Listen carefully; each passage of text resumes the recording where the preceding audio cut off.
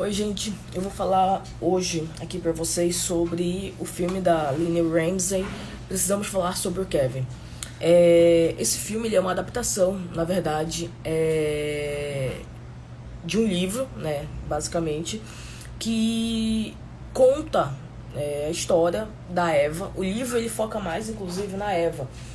Se bem que o filme também, de certa forma, ele faz isso, ele faz esse trabalho. Tanto que a gente poderia pensar que talvez o título, né, do filme não deveria ser Precisamos Falar sobre o Kevin, mas talvez Precisamos Falar com o Kevin, né, ou Precisamos Falar sobre a Eva, por conta dos focos que são trabalhados no filme, que também são trabalhados no livro. O livro tem uma coisa legal porque a Eva, ela meio que conta a história dela. Ela tem tipo uma narração off no livro e que não acontece no filme, mas meio que a gente também enxerga as coisas através tanto da visão dela quanto da visão do Kevin, né, no final das contas. Bom, de antemão, o que a gente pode discutir, né, aqui de maneira inicial sobre esse filme? A primeira coisa eu já introduzi para vocês o nome da diretora, a Lynne Ramsay. E ela já fez também um filme que é bem interessante, que é Você Nunca Esteve Realmente Aqui. É um filme com o Joaquin Phoenix, inclusive. E ele é bem interessante, tem essa pegada, né, meio sombria que ela coloca ali nos filmes dela, inclusive em relação à própria fotografia ou até a própria trilha sonora, o que acompanha aqui também. Não precisamos falar sobre o Kevin. E ela meio que discute essas questões que envolvem a alma humana, né, de alguma maneira, todas as problemáticas existenciais, perturbadoras que nós temos enquanto seres humanos. Isso ela traz na filmografia dela, né? Então esses dois filmes, o Precisamos Falar sobre o Kevin e o Você Nunca Esteve Realmente Aqui, eles conseguem demonstrar isso, a perturbação dos personagens, né, diante disso. Bom, de antemão, o que eu gostaria de tirar, assim, né, daqui, enfim, trechos para que vocês conseguissem entender do que se trata a obra e do porquê que ela é tão interessante para uma análise psicanalítica, no final das contas. A primeira coisa é que no filme, não precisamos falar sobre o Kevin, a gente tem fragmentos completamente desordenados cronologicamente, né, a apresentação deles. Então, uma vez uma professora minha, ela disse que a gente conseguia entender o filme, né, a linearidade do filme, acompanhando os cabelos da Eva. A Eva é uma das personagens principais, né, que é a mãe do Kevin lá no filme. Porque quando você ia vendo as modificações, né, dos cabelos da Eva, você conseguia ver se estava no passado, no presente ou no futuro. A narrativa ali do filme, e é meio que verdade, né? A gente consegue ver isso, esse acompanhamento. Inclusive, até uma coisa interessante, né? Vendo essas modificações no próprio formato dela, para demonstrar o estado de espírito dela de alguma maneira, né? Isso também já é uma coisa bem interessante, de uma análise simbólica de como é que o personagem está se apresentando pra gente, né? Então, uma mulher de cabelo curto, super descolada, etc., remete uma mulher livre, blá blá blá. Uma mulher de cabelo teso, né, desgrenhado, remete uma pessoa completamente perturbada psiquicamente, mentalmente, até mesmo fisiologicamente, né, por conta, enfim, da má alimentação e etc. E assim por diante, né? Então a gente consegue ver essa modificação, né, essa desordem cronológica sendo apresentada através de fragmentos no filme, né, pra gente ver o presente, o passado e o futuro. Por que eu já estou tomando isso de antemão para que a gente possa discutir? Porque isso remete a um processo analítico. Então, o filme, ele é, de alguma maneira, um processo analítico, né? Então, se vocês nunca fizeram análise, se vocês não sabem como é que funciona um processo analítico, né, uma análise, assistam esse filme que vocês vão entender. Porque na análise, no processo analítico, você não tem ordenamento de pensamento na apresentação do que, enfim, na apresentação do que você... Deixa eu só tirar aqui que sujou. Na apresentação da sua história de vida. É por isso que quando você chega num consultório de psicanálise, o analista fala pra você, fale o que vier à cabeça. Eu fale a primeira coisa que vier à sua mente, né? Ou, enfim, vocês podem aí serem mais criativos na hora de interpelar o paciente pela primeira vez. Por que isso acontece? Porque não me interessa que as coisas estejam ordenadas. Me interessa que o seu inconsciente ele consiga impulsionar a primeira coisa de fato que surja ali naquele momento, né? Então, é por isso que uma das técnicas utilizadas, aliás, duas técnicas que se casam ali, né, no processo analítico que são utilizadas, é tanto a atenção flutuante quanto a associação livre, que é, enfim, a carta magna assim, né, de todo o processo psicanalítico. Por quê? Porque eu preciso que você associe livremente para que o seu consciente consiga ser explanado de alguma forma, né? Então, quando o paciente vem todo organizadinho para mim, né, todo metódico, com as coisinhas anotadas, eu já peço para que ele deixe de lado, porque eu preciso que ele fale livremente para que eu consiga também, né, interligar ali os nossos inconscientes naquele momento, naquele processo analítico. Então isso também a gente tem aqui no filme, né? Então o filme meio que ele é uma analogia ao processo analítico, porque ele é uma analogia ao próprio inconsciente. É no inconsciente que a gente consegue transformar as coisas de uma maneira que a gente fique, no final das contas, pensando ao mesmo tempo no passado, no presente e no futuro. Então, quando a gente... É por isso que é muito interessante, né, no próprio processo analítico, quando a gente vai falando, vão surgindo coisas que aparentemente não tem a menor lógica de terem surgido ali naquele momento, né? Não, mas eu tava falando aqui pra você do meu chefe, né? Meu chefe que está cometendo aqui um assédio moral e tal. Eu não sei porque que eu lembrei do meu pai quando ele agredia minha mãe, né? Quando eu tinha ali 5 anos de idade, né? Eu já, um homem de 50 anos de idade. Isso, enfim, são algumas coisas que surgem na clínica e que fazem com que a gente consiga compreender, né, esse processo de fragmentos desordenados cronologicamente, digamos assim, né, entre passado, presente e futuro. No livro, como eu disse pra vocês, só para que a gente possa entender, né, já que o filme é baseado no livro, a narração acontece em primeira pessoa, é a Eva que narra o livro inteiro, né, meio que enviando cartas, né, e tentando entender o que havia acontecido. Ela envia cartas pro marido, o marido que já estava morto. Então é como se fosse um processo também, né, que ela tá tentando lidar ali com luto, de alguma maneira. E talvez esse envio de cartas ele consiga ajudá-la no processo de elaboração de luto, porque, como eu disse para vocês, o marido já havia morrido. Isso também é muito interessante. Então, ela, enfim, eu tô colocando aqui os pontos que só para me lembrar, né? Ela faz o exercício de colocar no papel aquilo que a acomete, né? Tal como um escritor, um poeta, um literário faz. Porque que o Freud dizia pra gente que os poetas eles sabem mais da alma humana do que qualquer analista, do que qualquer psicanalista, né? E qualquer profissional que trabalhe com a psique humana. Porque no final das contas eles lidam com isso tudo colocando justamente nas páginas em branco de papéis, né? Então há ali um processo bem interessante de como é que você lida com todas essas questões inconscientes, tentando transmutá-las ali pro papel. E o filme ele tem um aspecto que é bem interessante, que ele consegue reter do livro um aspecto fundamental, que é a lentidão. Então, tanto o filme quanto o livro, eles são muito lentos nas suas explanações dos acontecimentos, né? Eles são arrastados. É claro que, enfim, quando você já está envolvido ali na história, isso nem se sobressai, né? Para mim, por exemplo, não foi uma coisa que me deixou enfadonha, alguma coisa do tipo. Nem me liguei muito nessa lentidão, mas, de fato, para quem, enfim, não está muito interessado ali, né, nas discussões psicológicas dos personagens, toma essa lentidão de uma maneira diferenciada, né? Então eu, por exemplo, assisti com um amigo que não é da área nem nada, e ele falou, nossa, que filme chato, fala logo que o carinha lá, né, o Kevin vai matar todo mundo, etc, pra que ficar arrastando, pra que ficar nesse ir e vir, etc. Então isso é um aspecto que é tomado do livro pro filme, no final das contas.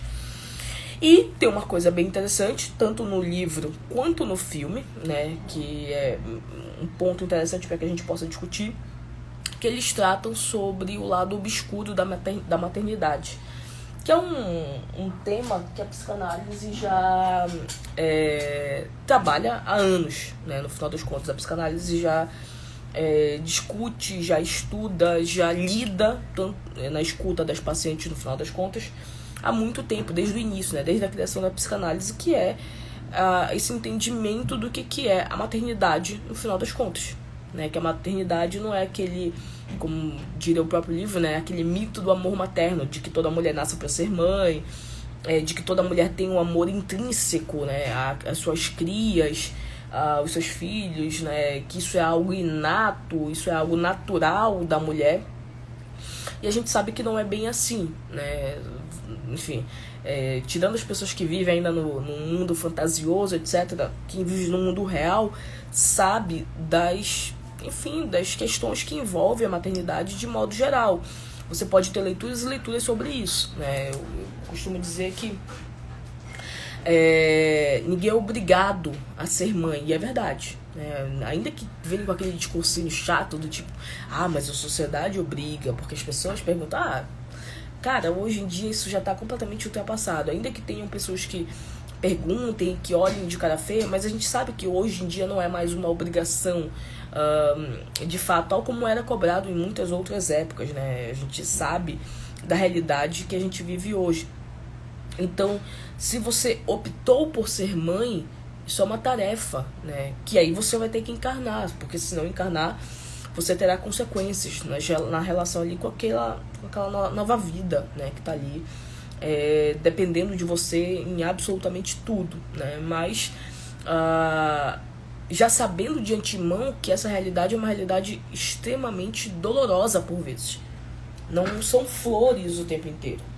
Há uma modificação crucial, estrutural, né? Enquanto nasce uma criança, também nasce uma mãe. Como eu disse para vocês, não é algo inato. A maternagem não é inata. Talvez o que seja inato seja a parte biológica, que toda mulher, quer dizer, quase toda, se não tiver nenhum problema médico, né, tem a capacidade natural de gerar uma vida, ok? Se você não tem nenhum problema médico, se tá tudo bem com o seu útero, né, com a sua fisiologia, você naturalmente tem capacidade de gerar uma vida. Não significa dizer que você tem capacidade de maternar uma vida. São coisas completamente distintas. A maternagem, ela é uma criação também. Não são todas as mulheres que conseguem maternar da maneira adequada. E por isso que a gente vê as consequências, inclusive, nos filhos dessas mulheres.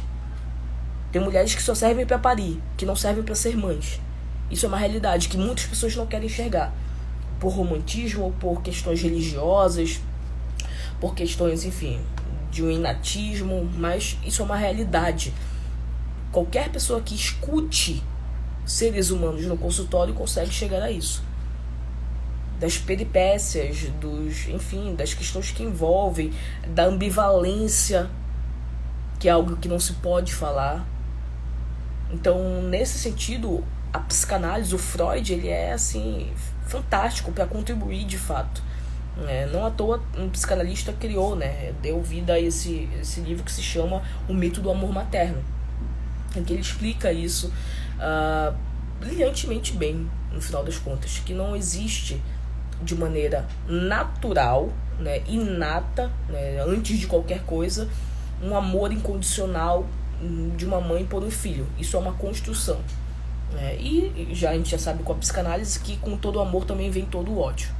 Nós somos seres da ambivalência, nós somos seres da dualidade. Se eu te amo demasiadamente, eu te odeio na mesma proporção, às vezes até mais. Só que porque nós somos seres da cultura, né, a maioria de nós neuróticos, nós precisamos sucumbir a isso que não é bem visto, né, nem bem-vindo, socialmente falando, culturalmente falando. E aí a gente tenta, enfim, colocar isso para debaixo do tapete, mas às vezes surge. Eu sempre escutei exemplos do tipo que são bem interessantes de fato, de que você consegue reconhecer essa ambivalência de uma maneira tão primorosa quando um filho sai da linha, né? Um filho sai do eixo, esse ódio ele também vem. Uma vez eu escutei, eu já escutei, mas eu também li no livro do professor Vitor Salles Pinheiro, né? Ele falando, você vê esse amor incondicional de uma mãe por um filho quando você vê nas portas das cadeias várias mulheres, mães, né, indo lá visitar os seus filhos, mesmo que eles tenham cometido a maior das atrocidades. Então isso é um amor incondicional, né, sem condições alguma, é só amar por amar. Não, desculpa, discordo veementemente do professor Vitor Sales Pinheiro. Não tem como não discordar quando você estuda minimamente a psicanálise. A gente sabe que o amor sempre tem condições, ainda que você não consiga enxergá-las a olho nu. Mas todo amor é condicional, né? Porque sempre terá alguma coisa em troca. E quando eu tô falando de alguma coisa em troca, não é uma coisa, pode não ser uma coisa evidente, objetificada, né, ali pronto. Você pode estar ganhando em diversas esferas que você não faz nem ideia, né? Por isso que, enfim, o altruísmo ele é uma falácia na psicanálise. Não existe altruísmo. Você simplesmente se entregar sem querer absolutamente nada em troca. Você pode não saber que está ganhando ou que quer alguma coisa, mas que você sempre tem alguma coisa em troca. Isso absolutamente sempre. Inclusive no amor entre uma mãe e um filho, né? Então essa visão romântica, no final das contas, ela não prevalece dentro da psicanálise. E o filme mostra isso de maneira brilhante. Mostra essa ambivalência, né? Aliás, uma ambivalência que o ódio fica muito mais encarnado, né? Isso também é verdade. O ódio ele é muito mais evidente, né, dessa mãe com esse filho. Não à toa, é através do ódio que eles se ligam. Foi através do ódio que ele conseguiu reconhecê-la enquanto mãe. Isso é algo que eu vou chegar para vocês daqui a pouquinho. Mas que é evidente também, né? Como é que eles se interligaram através de um afeto que é o ódio, porque o ódio também é um afeto. Uma vez eu fiz um curso com o professor Hernani Chaves que se chamava Afetos Obscuros, e ele tratava de ódio, inveja, acho que culpa também ele tratou, e ele colocou nos afetos obscuros o amor, né? E obviamente lá no curso ele explicou por que ele colocou o amor como um dos afetos obscuros, e é verdade. O amor ele comete atrocidade. Em nome do amor comete-se atrocidade. Não, mas é porque eu te amo. Não, mas é porque, enfim, é que eu queria muito. E, enfim, assim por diante. No final das contas. A gente tem duas realidades no filme, né? A prisão e a morte. Essas são as duas realidades que acompanham a narrativa diuturnamente. A prisão porque eles estão presos tanto na relação entre eles, todos ali envolvidos, como tem a prisão encarnada de fato. No final, a prisão a gente pode fazer uma leitura simbólica dela, né? Da prisão existencial em que todos ali estão envolvidos no final das contas, né? E a prisão se dá, simbolicamente falando, pela culpa. Eu vou chegar nisso, vou minuciar isso para vocês, mas vocês vão ver o quão interessante de fato é essa relação. E a morte, porque a morte acompanha, né, inclusive nas cores, né, na fotografia do filme, na maneira como eles incorporam aquelas relações, é insustentável, por vezes, determinadas cenas ali. Você vê, por exemplo, a cena da mãe da Eva com o Kevin no carro, enquanto ele ainda era pequeno, depois que ela quebrou o braço dele, né, que ela joga o Kevin no chão e tal, e aí ele passa a mão na ferida dele, né, meio que, enfim, tentando ali ludibriá-la, né, ou chantageá-la, no final das contas. Aquela cena é insuportável, porque, enfim, tudo o que se quer é que aquela mãe tome alguma atitude, no final das contas.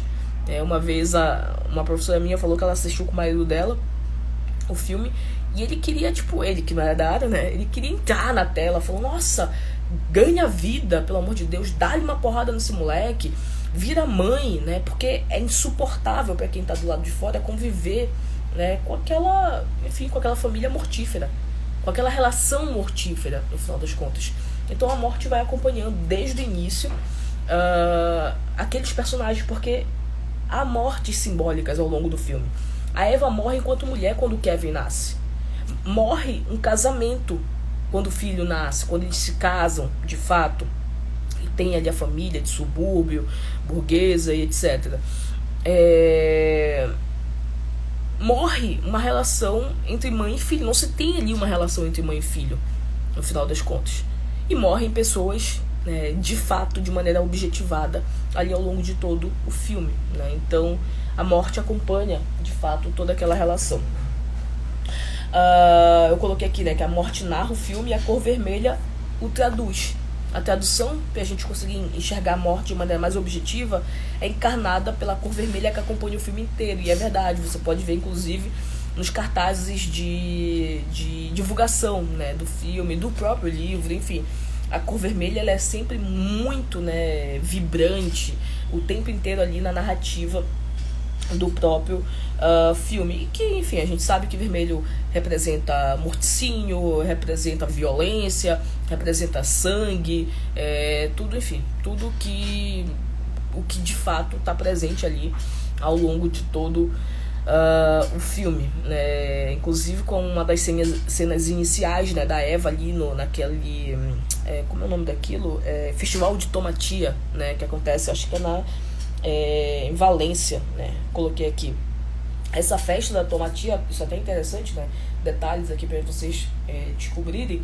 Ela acontece em Bunhol, né, em Valência, e é um símbolo em oposição à ditadura em Franco, né? O símbolo da violência e do amor. Então era um povo completamente oprimido, né, por conta de uma ditadura, e quando eles conseguem se libertar, a festa vem para representar, né, justamente aquela libertação. Então aquela cena inicial da Eva ali, né, enfim, sendo carregada ali naquele festival, se encharcando toda ali, né, de tomate, etc., é uma coisa bem interessante, porque simbolicamente representa também, no final das contas, essa libertação, mas esse aprisionamento também. A gente vai ver isso, né? Então, isso é bem interessante, porque ela aparece na primeira cena, né, sendo carregada ali, e a gente já consegue imaginar, né? Será que ela era tão livre, de fato, quanto meu vizinho tá caindo aqui em cima, quanto ela queria transparecer? Será que havia essa liberdade de fato? Porque ela parece sendo carregada, ou seja, ela sempre é levada pelos outros. E a gente vê isso no filme. Ela não queria ter filhos. Lembrem disso.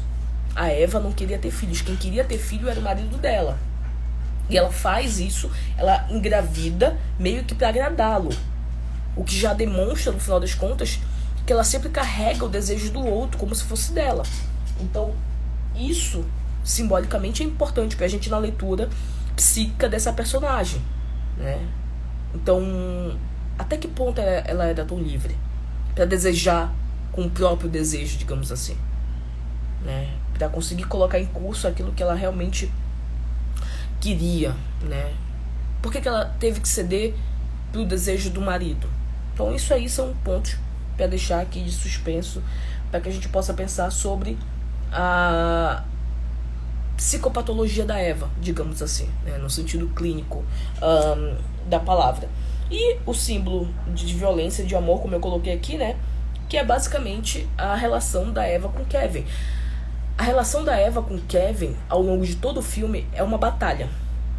Eles estão em duelo, e o vermelho vem para representar. Lembrem lá que tem um momento no filme em que a Eva, ela tá construindo um espaço para ela, né, na casa, um escritório para ela, e ela meio que, enfim, ela coloca vários mapas na parede, etc, né, que representa, né, viagem, liberdade também. Isso não é à toa. E aí ela tá lá investindo, super empolgada, né, tipo eu aqui quando eu vou organizando a minha estante, a minha mini biblioteca, né, fico super empolgada colocando os livros assim por temática e etc, porque eu estou investindo em algo que me é prazeroso. E o Kevin olha para aquilo ali, né, o investimento dela, ela tendo prazer em alguma coisa, o que é insuportável para ele, porque ela nunca investiu nele, né, não da maneira como deveria. E ele tem ódio. E ele tem ódio e ele quer destruir, porque ele quer destruir tudo que ela investe. É como se ele dissesse pra ela nas entrelinhas: olha, tu não investiste em mim, tu acha que eu vou deixar tu investir em alguma outra coisa? Tá louca. Eu vou destruir tudo que tu amas, assim como tu me destruíste, no final das contas. E aí o Kevin vai lá com aquelas bombinhas, né? Aquelas armas, assim, tipo de spray. E, assim, aniquila tudo, né? Destrói tudo. Coloca tudo em vermelho. Coloca tudo em ato, em ódio, em violência, em agressividade. Então a cor vermelha é uma cor que conversa na relação entre eles, né? Então é a cor que meio que define a relação que eles têm conjuntamente, a Eva e o Kevin. A ligação que eles têm, né, a ligação simbólica que a Eva e o Kevin têm é uma ligação de hostilidade, de ódio, de brutalidade, de tudo menos amor. Mas ainda assim eles têm uma ligação. Eu costumo dizer que o ódio, ele te liga também. Vocês sabem disso, né? A gente se liga às pessoas, a gente investe em pessoas através do ódio. A única possibilidade de não haver investimento é quando há indiferença. É por isso que é o que a gente menos suporta enquanto ser humano. Enquanto as pessoas estão investindo em vocês através de ódio, vocês até toleram. A gente tolera. Aquela famosa, né? Fale bem ou fale mal, mas fale de mim. Por que é, simbolicamente falando, né? Por que é fale bem ou fale mal, mas fale de mim? Porque me ame ou me odeie, mas invista em mim. Porque há investimento. Agora, quando você se retira, quando você é indiferente, quando você não tá nem aí, isso é insuportável pra máquina humana, no final das contas. Precisa ter alguma espécie ali de investimento. Então, o Kevin, ele consegue entender isso. Porque tem um ponto bem interessante, é que, enfim, vou começar a falar agora aqui pra vocês, para que a gente consiga entender, né, por que eles são ligados através do ódio. É porque toda criança no início, ela necessita se agarrar ao desejo materno para sobreviver. Então o Freud diz pra gente, deixa isso muito claro pra gente, que toda criança ela consegue reconhecer qual é o desejo materno e se agarra a ele. Por que a criança precisa se agarrar ao desejo materno? Para ela poder existir enquanto sujeito. Porque eu só vou ter alguém investindo em mim se eu faço exatamente aquilo que aquele sujeito deseja que eu faça. E desejar não é querer. Então, os pais querem muitas coisas pra gente, conscientemente falando. Se eles desejam ou não, isso é uma outra história. A criança se agarra no que a mãe, ou a função materna, deseja. Não no que ela quer. Às vezes pode casar? Pode. É uma possibilidade. Quase sempre não. Quase sempre a gente se agarra exatamente no que apenas se deseja e não no que se quer. Então por isso que há o conflito, né, entre mães e filhos, entre pais e filhos. A primeira coisa que ele joga na nossa cara é: nossa, mas tu nem pareces meu filho.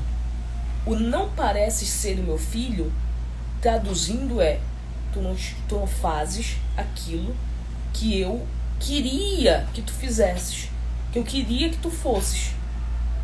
O querer remete a uma familiaridade. O desejo remete a uma infamiliaridade, mas que é minha também.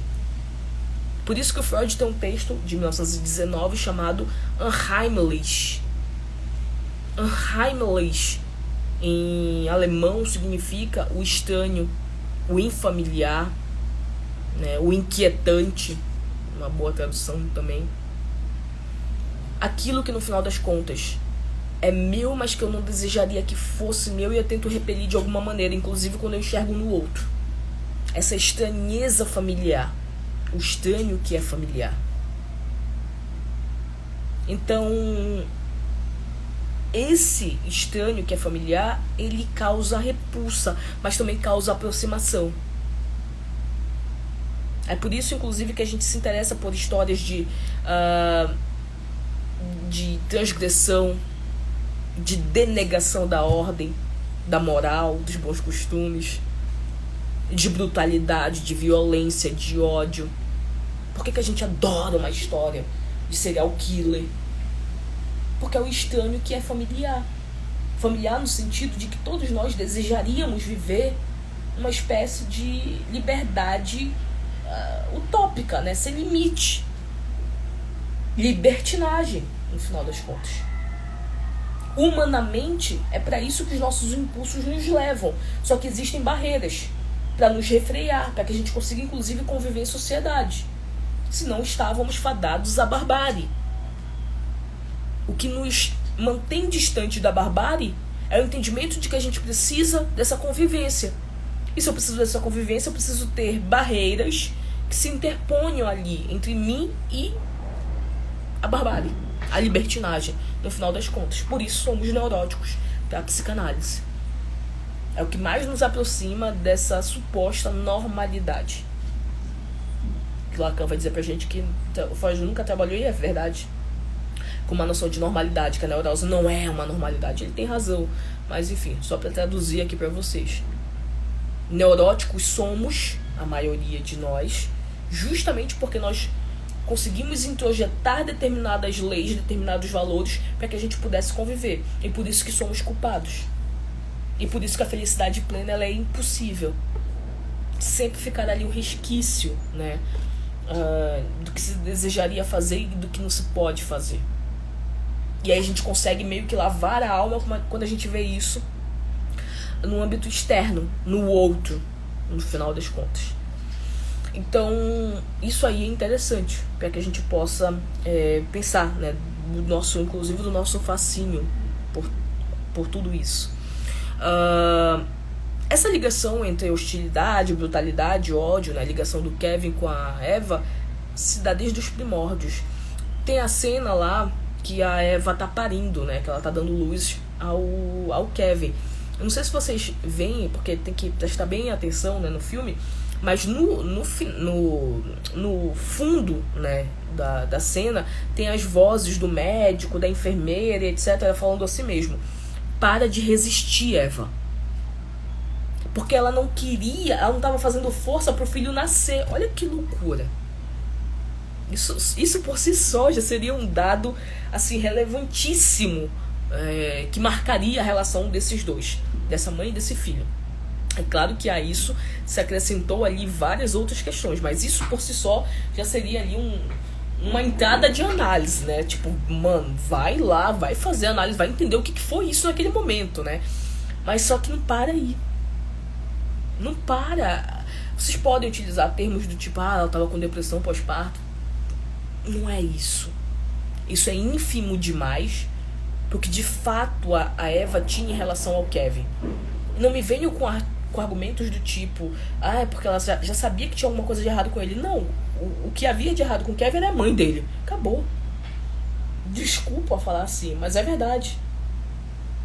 O que havia de errado desde o princípio com o Kevin é que ele não teve uma mãe suficientemente boa, como diria o Winnicott. Ele teve uma mãe odiosa, uma mãe odienta, uma mãe que enfim, odiava de maneira avassaladora. Ele introjetou isso porque ele precisava sobreviver, como toda criancinha. Tem crianças que introjetam um amor avassalador também, e tem crianças que vão introjetar esse ódio. Elas vão introjetar alguma coisa para poder sobreviver. Precisam introjetar algo, uma marca fundamental para poder sobreviver. Isso toda e qualquer criança, no final das contas. Tem uma coisa interessante, fui anotando aqui, né, algumas coisas, algumas cenas para que a gente pudesse discuti-las. E uma das cenas que eu que eu anotei aqui, né, que enfim me lembrou uma coisa bem interessante, é que o Kevin entende, ele fala sobre isso, né, que o único gesto verdadeiro que a Eva teve com ele, né, foi quando ela quebrou o braço dele. Ele diz isso nas entrevistas, ele diz, olha, foi a única vez que você foi verdadeira comigo, que você literalmente, tipo, escancarou, olha, eu te odeio, a ponto de eu querer te aniquilar, quebrar teu braço, digamos assim. Todo o resto, aquela performance que ela fazia de tentar querer ter uma relação com ele, isso tudo era fachada, ele sabia disso. Porque ela nunca quis, no final das contas, né? Ela não queria o Kevin, ela não queria ser mãe, ela não queria aquela vida chata, né? Ela não queria nada disso, mas foi o que ela teve. né? Do porquê que ela foi impulsionada a isso aí é uma outra questão, né? Mas que, enfim, que de fato aquilo ali acabou com determinadas questões que ela desejava, isso é completamente... Opa, deixa eu tirar daqui. Isso é completamente real, né? Então, a Eva, no final das contas, ela é a personagem que é meio que a chave de um entendimento macro de toda a história do filme, né? Então, bora tentar ver aqui quem era a Eva, né? Quem era a Eva antes do Kevin, quem era a Eva depois do Kevin. A Eva era uma mulher bem-sucedida, casada, e eu coloquei aqui independente, com ponto de interrogação, justamente questionando se ela de fato era independente, levando em consideração aquele simbolismo, né, dela ser carregada, dela colocar em prática o desejo do outro em detrimento do dela, né? Então essa independência aí, ela é meio uma independência ali velada, no final das contas. Ela tem a gravidez que foi desejada pelo marido dela, não por ela, tá? Uma coisa importante. Como toda e boa histérica, já estou aqui antecipando para vocês que na minha leitura clínica a Eva é uma paciente histérica, e como toda boa histérica, ela cede e atende o desejo do outro, né? Então ela engravidou para que o marido gostasse, né? Enfim, fosse realizado ali, e fez isso justamente atendendo a um desejo dele. Ela descobre que ela tá grávida, né? A gente não vê, isso não fica evidente, o investimento que ela faz, que ela deveria fazer ali na gravidez. Tava falando, né, que enfim, dos atores que eram maravilhosos e tal, e a atriz também. Então a Eva, ela é a audiência cativa do Kevin, né? O Kevin a tem como a grande espectadora do espetáculo, né, que ele vai realizar ali ao longo da vida dele, né? O espetáculo brutal, inclusive, que é o que vai dar um desfecho ali, de alguma maneira, na vida dele e na relação entre eles ali, né? Então, o que eu posso dizer aqui pra vocês? Deixa eu ver aqui, já tô me encaminhando.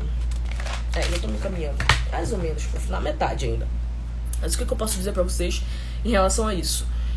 Que o massacre que o Kevin comete, ele é a expressão psíquica do conflito dele. Isso, de antemão, eu anotei aqui, né? Já posso dizer isso pra vocês. Um massacre, né? Aquele morticínio ali que o Kevin comete, é a expressão psíquica do conflito dele. E, enfim, o conflito dele qual é, basicamente? O ódio constitutivo que ele tem em relação à mãe dele, no final das contas.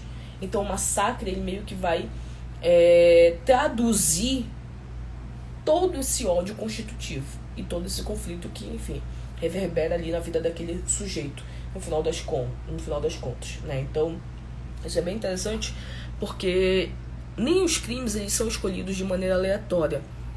Toda e qualquer grande situação, né, grande questão que ocorre com a gente, com todos nós, tem a ver com os nossos conflitos psíquicos. Absolutamente todos. Ninguém faz nada à toa. Por que eu jamais entraria numa sala de aula e metralharia alguém? Porque isso não tem a ver com o meu recurso psíquico. Eu posso cometer outras questões, não sei, né? Mas isso não.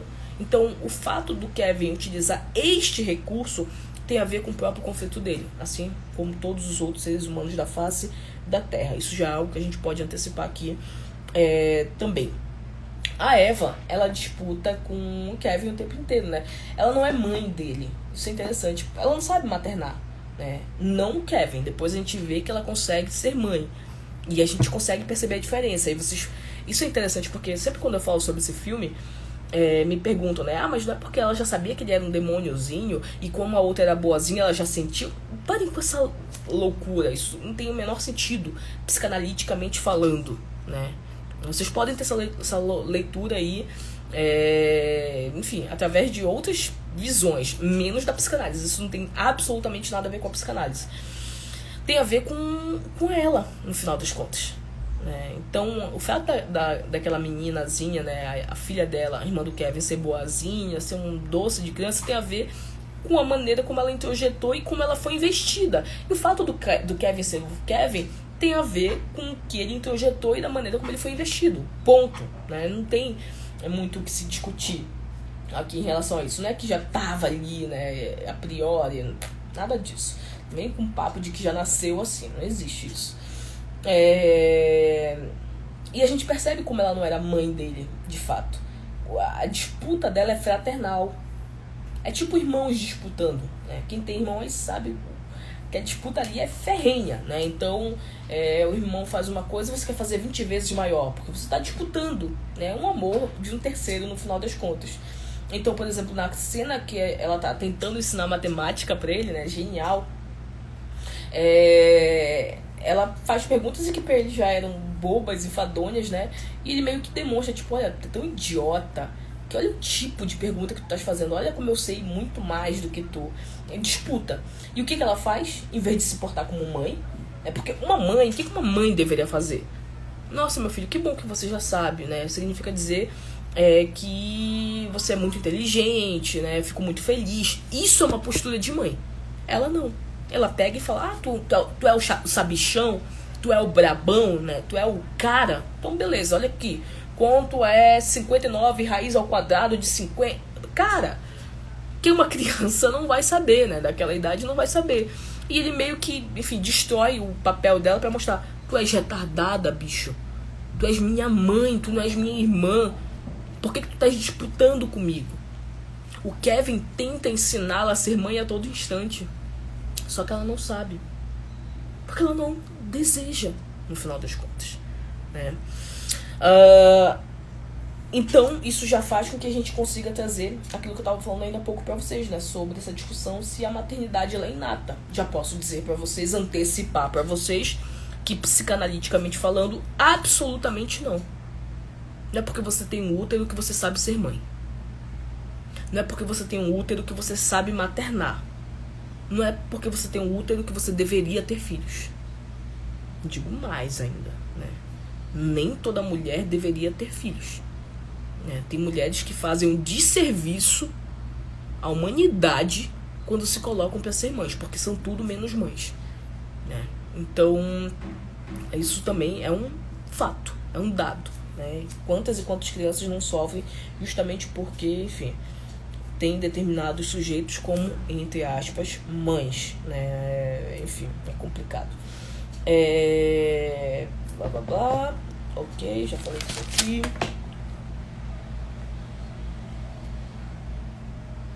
Ok. E, enfim, trazendo, né, tudo isso que a gente está discutindo aqui, o que eu queria resumir aqui para vocês em relação a todas essas questões que eu tô trazendo aqui para que a gente possa pensar. E que o filme ele faz um papel interessante de mostrar, né, como é que a gente pode discutir todas essas questões, todas essas temáticas, né, a questão do feminino, né, a questão da maternidade, a questão a própria analogia com o processo analítico e ao inconsciente, né, o passado, presente e futuro, a constituição psíquica de uma criança, né, como é que se constrói uma criança, como é que se constitui uma criança.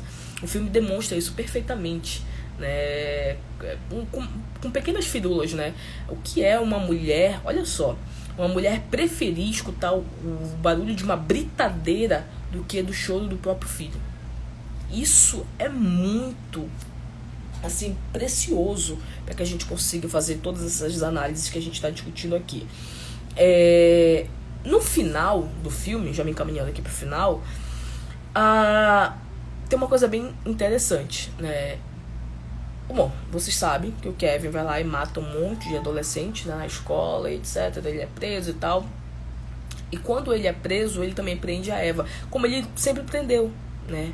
É por isso que eles estavam fadados um ao outro, né? Todo mundo me pergunta, Jéssica, mas por que ele matou ele não matou a Eva, que era quem ele odiava, e matou o pai, que era amoroso com ele, matou a irmã, que o amava, enfim, por quê? No meio de tudo, se tem amor, tem ódio. Bora lá, a gente já tá discutindo isso desde o início, né? Então o Kevin, como toda criança, desde o início ele só queria ter uma mãe. Ele só queria ser amado por essa mãe. Tanto que o filme, ele demonstra, né, lá no final, tirando as firulas românticas, de que, talvez ele tenha se arrependido, jamais. O psicopata nunca vai se arrepender, e ele é um psicopata. Mas quando realmente aquela cena é bem interessante, né, quando ela o abraça, né, quando eles têm ali um envolvimento de fato, pela primeira vez, né, de maneira direta pelo menos, ele meio que relaxa, sabe? Tipo, o corpo dele consegue demonstrar isso com... Parece que ele tinha tirado ali um peso, né, do peito dele. Porque ele só queria isso. Ele só queria ter uma mãe, né? E se a maneira como ele encontrou pra ter essa mãe foi justamente tomando o olhar dela pra ele através de um massacre, foi a maneira como ele encontrou, né? Tanto que quando ela pergunta pra ele, né, olha, por quê? A cena final, né? Por quê? Ele diz o seguinte, isso é maravilhoso. Eu achava que eu sabia, só que agora eu não sei mais. É como se ele estivesse dizendo, traduzindo aqui, né? É como se ele estivesse dizendo pra ela o seguinte: eu fiz o que fiz pra te repelir, pra que tu me odiasses, pra que tu ficasses presa eternamente, né? Junto comigo e etc. Mas ainda assim, tu ficaste comigo, tu ficaste ao meu lado. Finalmente eu tenho uma mãe. Essa é a tradução da incógnita, né, que ele sofre ali naquele momento de que achava que sabia o que estava fazendo e depois não sabia mais. Porque ele estava traduzindo, de fato, o que ele sempre desejou. Que ela estivesse ali com ele, que ela estivesse ao lado dele, que ela fosse mãe dele. E ela finalmente vai ser, né? Ela foi, na verdade. Porque ela começa a resguardar o quarto para ele na casa, ela arruma as coisas dele, né? Ela não tem mais nenhum tipo de laço na sociedade. Ela foi repelida por todo mundo, absolutamente todo mundo. Todo mundo não a odeia, mas ou tem pena ou odeia, enfim, né? Então ele meio que conseguiu estabelecer um vínculo eterno com ela, como todo filho deseja fazer com a mãe, ponto, né? Ainda que seja através de um massacre. Tem coisas interessantes, né, no filme, que é bem interessante. Porque Eva, né? Vocês não pararam pra... vocês acham que a diretora, né, ia pensar de maneira aleatória na construção dos personagens? Não. Eva é a mãe de Adão, né? E, enfim, Adão... Eva é a mulher de Adão, loucura aqui, né? Eva é a mulher de Adão. E eles deram à luz a um primeiro filho, né? Depois teve o outro, mas deram à luz a um primeiro filho, que foi Caim. E Caim assassinou Abel. Então Caim é o primeiro assassino do universo. O primeiro assassino que já existiu foi Caim. Então, enfim, a diretora não fala, né? A autora do livro não fala sobre isso abertamente. Mas isso aqui já é um entendimento, né? Uma analogia que a gente pode fazer, que talvez o nome tenha sido escolhido justamente por isso, né? Tem a trilha sonora, né, que sempre fica tocando do filme. E o nome da música, né, da trilha sonora é Nobody's Child, né, o filho de ninguém. Então, também certamente não foi escolhido à toa, né, essa música para representar ali essa relação, né? O Kevin, ele era um filho de ninguém de alguma maneira. Ele foi encontrar a mãe dele depois, né, depois de tudo que aconteceu. Ok.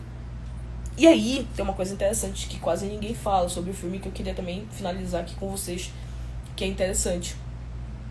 Todo mundo olha com bons olhos o pai do Kevin, né? Ele era um marido amoroso, o pai provedor, o pai carinhoso e etc. Mas o pai do Kevin, assim, se nós fôssemos olhar, né, fazer uma leitura, de fato, ele é um homem muito cruel, né? Psicamente falando, porque a todo momento ele escancara que a Eva, ela não sabe ser mãe. Então, por exemplo, quando ela tá ali, né, conseguiu finalmente fazer o Kevin dormir quando ele tava ali pequenininho. O cara chega do trabalho e ela diz: não toca nele, que ele vai acordar, ele vai chorar. Eu acabei de colocá-lo aqui, finalmente consegui fazê-lo dormir. Enfim, ele passou o dia inteiro chorando. E ele tira o bebê do berço, né? E o bebê não chora, ele fica lá, né, afagando o bebê. E ele diz o seguinte: não, ele é bonzinho, né? Você só precisa ter mais paciência. O que ele estava dizendo nas entrelinhas? Olha, tu não sabe ser mãe. Eu tô te ensinando aqui porque tu és uma inapta pra isso. Isso, psiquicamente, é crueldade. Ou seja, um personagem que parece ser bonzinho, né, o bom moço ali da história, ele tem um funcionamento sádico também em relação àquela mulher, né, no final das contas. Tanto que ele, enfim, joga na cara dela de todas as maneiras, né, que vem acontecendo com Kevin é porque ela não soube ser mãe dele direito, enfim, isso tá evidente ali ao longo do filme. E, bom, basicamente eram esses os pontos que eu queria trabalhar aqui com vocês, né, que eu queria discutir aqui com vocês sobre o filme Precisamos Falar sobre o Kevin. Se, enfim, vocês têm aí uma outra visão, tem aí uma outra cena que eu deixei escapar, tem uma outra leitura, deixem aí, por favor, os comentários, né, de baixo, e a gente pode conversar sobre esse filme que eu adoro e que é um puta filme pra você analisar psicanaliticamente, tá bom? Tchau, gente.